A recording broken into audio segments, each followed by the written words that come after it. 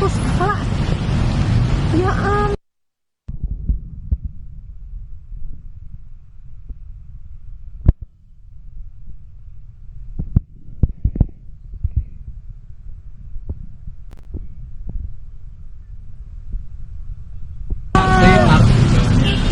Ya, iya, yang paling susah harus ini.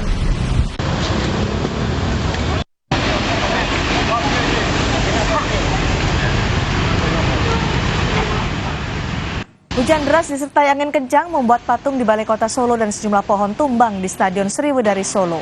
Patung-patung di area Balai Kota Solo ini berjatuhan akibat hujan dan angin kencang yang melanda Solo pada Sabtu siang.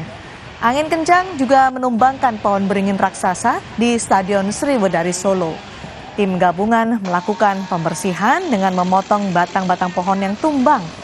Pembersihan harus dilakukan dengan cepat karena Stadion Sriwedari menjadi salah satu lapangan latihan untuk Piala Dunia U17.